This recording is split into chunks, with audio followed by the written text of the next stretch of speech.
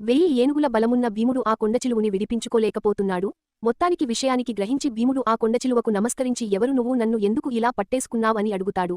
అప్పుడు కొండచిలువ నేను చెబుతానులే గాని ముందు నేను కొన్ని ప్రశ్నలు అడుగుతాను వాటి అన్నిటికీ జవాబు చెప్తేనే నేను నిన్ను విడిచిపెడతాను, లేదంటే నేను నిన్ను చంపేస్తాను అని అంటుంది.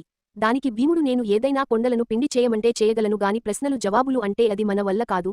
ధర్మరాజు అని మా అన్నయ్య ఉంటాడు అతను నువ్వు ఏమి అడిగినా జవాబు చెప్పగలడు. నువ్వు వదిలితే ఇట్టే వెళ్ళి అట్టే తీసుకొచ్చేస్తాను. నీ ప్రశ్నలన్నిటికీ జవాబు దొరుకుతుంది అని చెప్తాడు. కాని కొండచిలువ ఒప్పుకోదు. తన పట్టును ఇంకా గట్టిగా బిగిస్తుంది. అంతలో భీముడు తిరిగి రాలేదని భీముని వెతుక్కుంటూ ఇటువైపు వస్తాడు ధర్మరాజు. కొండచిలువ నుండి విడిపించుకోలేక ఇబ్బంది పడుతున్న భీముని చూసి ధర్మరాజు ఆశ్చర్యపోతాడు. అప్పుడు భీముడు ధర్మరాజుకి విషయానికి అంతా చెప్తాడు. కొండచిలు అడిగిన ప్రశ్నలు అన్నిటికీ ధర్మరాజు జవాబులు కరెక్ట్ గా చెప్తాడు. దాంతో కొండచిలువ రూపంలో ఉన్న నౌసుడికి శాపవిమాచడం జరుగుతుంది. నౌసుడు ధర్మరాజుకు నమస్కరించి దేవలోకముకి తిరిగి వెళ్ళిపోతాడు.